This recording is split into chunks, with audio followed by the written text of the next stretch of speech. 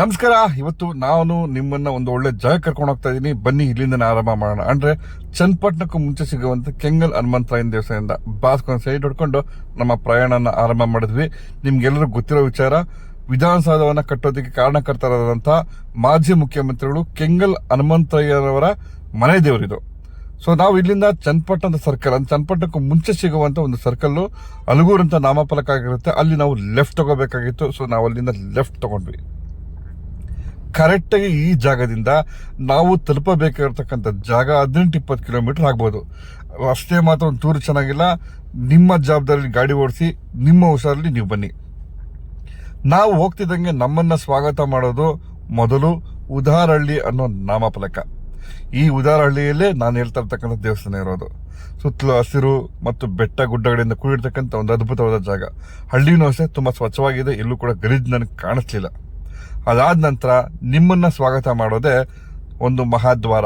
ಆ ಮಹಾದ್ವಾರ ಒಳಗೆ ಹೋಗ್ತಿದ್ದಂಗೆ ಆ ಒಂದು ಉದಾರಹಳ್ಳಿ ಬರುತ್ತೆ. ಸೊ ಉದಾರಹಳ್ಳಿ ಒಳಗಡೆ ಹೋಗ್ಬೇಕು. ಆ ದೇವಸ್ಥಾನಕ್ಕೆ ಎಲ್ಲೆಲ್ಲಿ ಹೋಗ್ಬೇಕು ಅನ್ನೋದನ್ನ ನೀಟಾಗಿ ಅದ್ರಲ್ಲಿ ಬೋರ್ಡ್ ಹಾಕಿದ್ದಾರೆ. ಸೊ ಆರಾಮಾಗಿ ಹೋಗ್ಬೋದು, ಯಾವುದೇ ಕನ್ಫ್ಯೂಷನ್ ಇಲ್ಲ.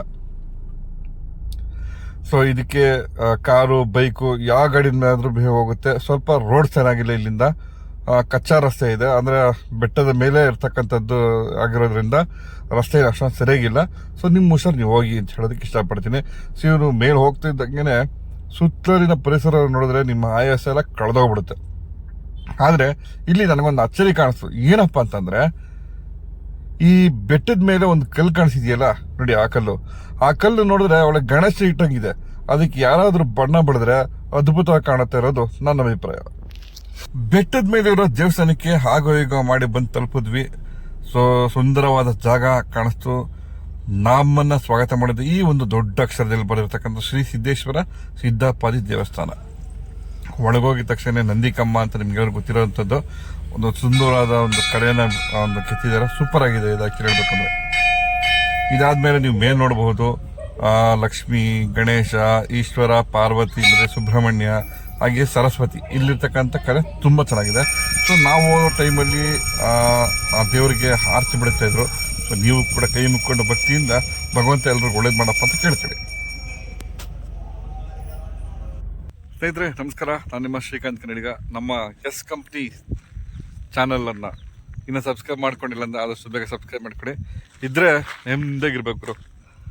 ಇವತ್ತು ನಾನಿರುವಂಥ ಜಾಗ ಚನ್ನಪಟ್ಟಣ ತಾಲೂಕಿನ ರಾಮನಗರ ಜಿಲ್ಲೆಯ ಬರ್ತಕ್ಕಂಥ ಉದಾರಹಳ್ಳಿ ಅನ್ನೋ ಒಂದು ಗ್ರಾಮ ಏನಿದೆ, ಆ ಗ್ರಾಮದ ಬೆಟ್ಟದ ತಪ್ಪಲಿನಲ್ಲಿ ಬರ್ತಕ್ಕಂಥ ಶ್ರೀ ಸಿದ್ದೇಶ್ವರ ಸಿದ್ದಪ್ಪಾಜಿ ದೇವಸ್ಥಾನ ಹತ್ರ ಇದ್ದೀವಿ.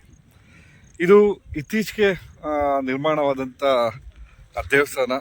ಆದರೆ ಇದಕ್ಕೆ ಇತಿಹಾಸ 1000 ವರ್ಷಗಳ ಹಿಂದಿನ ಇತಿಹಾಸ ಇದೆ. ಏನು ಕಾರಣ, ಹೇಗೆ ಮತ್ತು ಅದರ ಇತಿಹಾಸ ಏನು ಅನ್ನೋದನ್ನ ಇಲ್ಲಿನ ಪ್ರಧಾನ ಅರ್ಚಕರಾದಂಥ ಅವರು ಹೇಳ್ತಾರೆ. ಬನ್ನಿ ಕೇಳ್ಕೊಂಬರೋಣ. ನಮಸ್ಕಾರ, ನನ್ನ ಹೆಸರು ಶಿವಪ್ರಸಾದ್ ಅಂತ. ನಾವಿಲ್ಲಿ ಅರ್ಚಕರು. ಇಲ್ಲಿ ಏನೇ ಒಂದು ಸಿದ್ದೇಶ್ವರ ಸಿದ್ದಪ್ಪಾಜಿ ಬೆಟ್ಟ ಅಂತ ಕರೆಯೋದಿಲ್ಲ. ಅಂದರೆ ಇಲ್ಲೇನೇ ಒಂದು ಹರಕೆ ಮಾಡ್ಕೊಂಡೋದ್ರು ಅದು 48 ದಿನದೊಳಗೆ ಕೆಲಸ ಆಗುತ್ತೆ. ಅದು ಆರೋಗ್ಯ ಸಮಸ್ಯೆ ಆಗ್ಬೋದು, ಸಂತಾನ ಸಮಸ್ಯೆ ಆಗ್ಬೋದು, ತಿರ್ಗಾ ಮದುವೆ ಇದ್ರದ್ದು ಆಗ್ಬೋದು. ಅಂದರೆ ಹುಡುಗನ ಮನೆಯವರು ಹುಡುಗಿ ಒಪ್ಪಿಗೆ ಕೇಳಲ್ಲ, ಹುಡುಗಿ ಮನೆಯವರು ಹುಡುಗನ ಒಪ್ಪಿಗೆ ಕೇಳಲ್ಲ. ಇಲ್ಲಿ ಬಂದು ಸಂಕಲ್ಪ ಮಾಡಿಕೊಂಡು, ಇಲ್ಲಿ ಬಾವಿ ಇದೆ, ಅಲ್ಲಿ 3 ಬಿಂದಿಗೆ ನೀರು ಹಾಕಿಸ್ಕೊಂಡು 9 ಪ್ರದಕ್ಷಿಣೆ ಹಾಕಿ 3 ವಾರ ಪೂಜೆ ಕೊಡಬೇಕು. ಆರೋಗ್ಯ ಸಮಸ್ಯೆಯವರು ಪ್ರತಿ ಅಮಾವಾಸ್ಯೆ ಹುಣ್ಣಿಮೆ ದಿನ ಬಂದು ಬದುಗುಂಬಳಕಾಯಿ ದೀಪ ಹಚ್ಬೇಕು. ತಿರ್ಗಿ ಇನ್ನೊಂದೇನಪ್ಪ ಅಂದರೆ ಸಂತಾನ ಸಮಸ್ಯೆಯವರು ಅದು 5 ವರ್ಷ 10 ವರ್ಷ ಆದರೂ ಮಕ್ಕಳಿಲ್ಲದವರು ಬಂದು ಇಲ್ಲಿ ಗಂಗೆ ಪೂಜೆ ಮಾಡಿ ಬಂದಂಥ ಮುತ್ತೈದೆಯರಿಗೆ ಒಂದು 3 ಜನಕ್ಕೆ ಅರಿಶಿನ ಕುಂಕುಮ ಕೊಟ್ಟು ಒದ್ದೆ ಬಟ್ಟೆಯಲ್ಲಿ 5 ಪ್ರದಕ್ಷಿಣೆ ಹಾಕಿ 9 ವಾರ ಪೂಜೆ ಕೊಡಬೇಕು ಅವರು. ಅಂದರೆ ಬರಬೇಕಾದ್ರೆ ಅವರು ಗಂಗೆ ಸಾಮಾನು ತರಬೇಕು, ಗಂಗೆ ಪೂಜೆಗೆ ಸಾಮಾನು ತರಬೇಕು. ತಿರ್ಗಾ ಜೋಡಿ ತೆಂಗಿನಕಾಯಿ ತರಬೇಕು. ಇಲ್ಲಿಂದ ಹೋದಾದ್ಮೇಲೆ 48 ದಿನ ಅಂಟು ಮುಂಟು ಮಾಡ್ಕೋಬಾರ್ದು. ಅಂಟು ಮುಂಟು ಅಂದರೆ ಮಾಂಸ ಮಡ್ಡಿ ಅನ್ನೋದು ಯಾವುದು ಮಾಡ್ಕೋಬಾರ್ದು. 9 ವಾರ ಪೂಜೆ ಕೊಟ್ಟರೆ 100ಕ್ಕೆ 101% ಭಾಗ ಇಲ್ಲಿ ಸಂತಾನ ಪ್ರಾಪ್ತಿ ಆಗುತ್ತೆ. ಅಂದರೆ ಇಲ್ಲಿ ಭಗವಂತನಲ್ಲಿ ಸಂಕಲ್ಪ ಮಾಡ್ಕೊಂಡಾದ್ಮೇಲೆ 1 ವಾರ 2 ವಾರ ಪೂಜೆ ಕೊಟ್ಟಾದ್ಮೇಲೆ ಸ್ವಾಮಿ ನಾನು 2 ವಾರ ಕೊಟ್ಟಿದ್ದೀನಿ, ಸಂತಾನ ಆಗಿಲ್ಲ, ಆರೋಗ್ಯ ಸಮಸ್ಯೆ ಕಮ್ಮಿ ಆಗಿಲ್ಲ ಅನ್ನೋದಲ್ಲ. ಬಂದು ವ್ರತದ ನಿಯಮ ಏನೈತೆ, ಪೂಜೆ ಕೊಡೋದೇನೈತೆ ಅದು ಕೊಡಲೇಬೇಕಿದೆ. ಅಂದರೆ ಇಲ್ಲಿ 2 ಕಿಲೋಮೀಟರ್ ಸರೌಂಡಿಂಗು ಯಾರು ನಾನ್ ವೆಜ್ ಉಪಯೋಗಿಸಲ್ಲ ಇಲ್ಲಿ. ಅಂದರೆ ಮಾಡುವಂಥವ್ರು ಹೊರಗಡೆ ಮಾಡಿಕೊಂಡು ಸ್ನಾನ ಮಾಡ್ಕೊಂಡು ಇಲ್ಲಿ ಬರ್ತಾರೆ.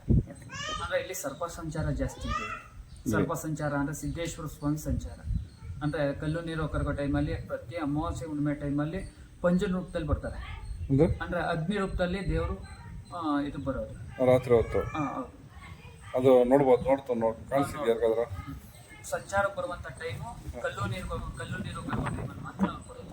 ಅಂದರೆ ಕಲ್ಲು ನೀರು ಕರಗೋದು ಅಂದರೆ 12 ಗಂಟೆ ಮೇಲೆ, ಮಧ್ಯರಾತ್ರಿ 12 ಗಂಟೆ ಮೇಲೆ.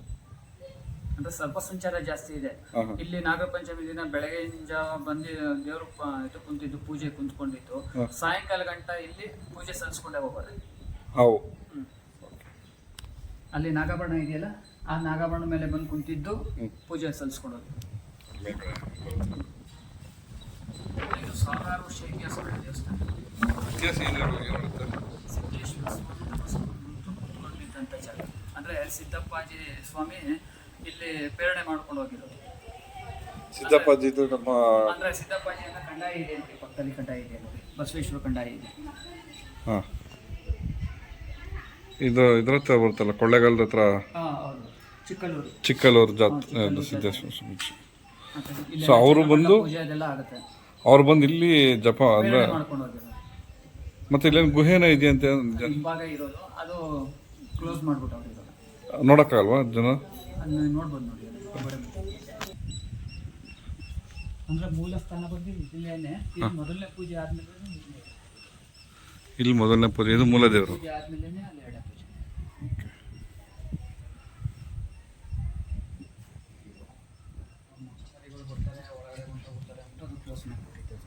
ಇವಾಗ ಕ್ಲೋಸ್ ಮಾಡಿದ್ದಾರೆ ಈಗ.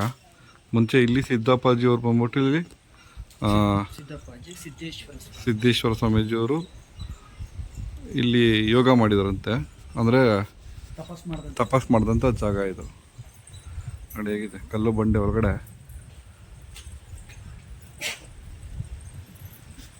ಇದು ಪ್ರತಿದಿನ ಎಷ್ಟು ಗಂಟೆ ಓಪನ್ ಆಗುತ್ತೆ? ಪ್ರತಿದಿನ 8:30 ಓಪನ್ ಆಗುತ್ತೆ, 3:30 ಗಂಟೆ ಇರ್ತೀವಿ. ವಾರ ಟೈಮಲ್ಲಿ ಸೋಮವಾರ, ಶುಕ್ರವಾರ, ಅಮಾವಾಸ್ಯೆ, ಹುಣ್ಮೆ ದಿನ ಸಾಯಂಕಾಲ ಗಂಟೆ ಇರ್ತೀವಿ. ಬೆಳಗ್ಗೆ 7 ಗಂಟೆಗೆ ಬಾಗಿಲು ತೆಗಿತೀವಿ. ಇದು ವಿಶೇಷ ಹಬ್ಬದ ದಿನ? ವಿಶೇಷ ಹಬ್ಬ ಅಂದರೆ ವಾರನೇ ಜಾತ್ರೆ ಗೀತ್ರೆ ನಡೆಯುತ್ತಾ? ಜಾತ್ರೆ ಆಗೋದು ಸಂಕ್ರಾಂತಿ ಹಬ್ಬ ಟೈಮಲ್ಲಿ ಆಗುತ್ತೆ. ಅಂದರೆ ಇಲ್ಲಿ ಅಂದಾನ ವ್ಯವಸ್ಥೆನೂ ಇರುತ್ತೆ. ಅಂದರೆ ಪರ ಮಾಡುವಂಥವ್ರು, ಸಭೆ ಮಾಡುವಂಥವ್ರು ಬಂದು ಮಾಡ್ಬೋದು. ಅಂದರೆ ಸಿದ್ದೇಶ್ವರ ಸ್ವಾಮಿಗೆ ಬೆಲ್ಲನ ಮಾಡಿಸ್ಬೋದು, ತಿರ್ಗಾ ರುದ್ರಾಭಿಷೇಕ ಮಾಡಿಸ್ಬೋದು. ರುದ್ರಾಭಿಷೇಕ ಮಾಡಿಸುವಂಥವ್ರು ಬಂದು ಇಲ್ಲಿ ಹೆಸರು ಕೊಟ್ಬಿಟ್ಟು ಇಂಥ ದಿನ ಬರ್ತಾ ಇದ್ದೀನಿ ಅಂತ ಹೇಳ್ಬೋದು. ಇದೇ ನಂಬರ್ ಕೆಳಗೆ 9845881718. ಅಂದ್ರೆ ಇದೇನು ಟ್ರಸ್ಟ್ ಇದು? ದೇವಸ್ಥಾನ ಟ್ರಸ್ಟ್ ಸೇರಿ ಸಿದ್ದೇಶ್ವರ ಸಿದ್ದಾಪುರ ದೇವಸ್ಥಾನ ಟ್ರಸ್ಟ್. ಅವ್ರು ಹೇಳಿದಂಥ ವಿಚಾರವನ್ನ ನೀವೆಲ್ಲ ನೋಡಿದ್ರಿ, ಗಮನಿಸಿದಿರಾ, ಮತ್ತೆ ಕೇಳಿದಿರಾ ಕೂಡ. ಯಾರ್ಯಾರಿಗೆ ಏನು ತೊಂದರೆ ಇರುತ್ತೋ ಗೊತ್ತಿರಲ್ಲ, ಆದರೆ ನಂಬಿಕೆ ಅನ್ನೋದು ಖಂಡಿತವಾಗಿ ಅದು ಪರಿಹಾರ ಸಾಧ್ಯ ಅಂತ ಹೇಳ್ತಾ ಮುಂದಿನ ವಿಡಿಯೋದಲ್ಲಿ ನಾವು ಸಿಗೋಣ ಮತ್ತೆ ಅಂತ ಹೇಳ್ತಾ ನೋಡಿ, ಈ ಪರಿಸರದ ನಡುವೆ ನಾವು ಇದ್ದೀವಿ. ದಯವಿಟ್ಟು ಇಲ್ಲಿಗೆ ಬರುವಂಥವರು ಯಾರು ಕೂಡ ಪರಿಸರವನ್ನು ಹಾಳು ಮಾಡಬೇಡಿ, ಪರಿಸರದ ಸ್ವಚ್ಛತೆಯನ್ನು ಕಾಪಾಡಿ ಅಂತ ಹೇಳ್ತಾ ಮತ್ತೆ ಮುಂದಿನ ವಿಡಿಯೋದಲ್ಲಿ ಸಿಗೋಣ ಅಂತ ಹೇಳ್ತಾ ನಮಸ್ಕಾರ. ನೋಡಿ, ಇದು ಕಲ್ಯಾಣಿ. ಇಲ್ಲಿ ಪ್ರತಿ ಅಮಾವಾಸ್ಯೆ ಆಗಿರ್ಬೋದು, ಹುಣ್ಣಿಮೆ ಆಗಿರ್ಬೋದು, ಇಲ್ಲಿ ಹರ್ಸ್ಕೊಂಡ್ಬಂದಂಥವ್ರಿಗೆ ಗಂಗಾ ನದಿ ಅಂದರೆ ಇದು ನೋಡು, ಅದೇ ತಾನೇ ಉದ್ಭವ ಆಗಿರ್ತಕ್ಕಂಥ ಬಾವಿ ಇದು ಆ್ಯಕ್ಚುಲಿ ನೀರು. ಇದು ಯಾವ ಸಮಯದಲ್ಲೂ ಕೂಡ ಬರ್ತದಿಲ್ವಂತ ನೀರಲ್ಲಿ. ಇದಕ್ಕೆ ತುಂಬ ಒಳ್ಳೆ ಕೆಲಸ ಮಾಡಿದ್ದಾರೆ, ಎಲ್ಲರೂ ಇದನ್ನ ಹಾಕ್ಬಿಟ್ಟು ಚೆನ್ನಾಗಿ ಮಾಡಿದ್ದಾರೆ ಆ್ಯಕ್ಚುಲಿ. ಇದು ಬಾವಿ, ಸಿದ್ದೇಶ್ವರವರು ತಪಸ್ ಮಾಡಿದ ಜಾಗದಲ್ಲಿ ಉದ್ಭವ ಆಗಿರ್ತಕ್ಕಂಥ ಬಾವಿ ಇದು.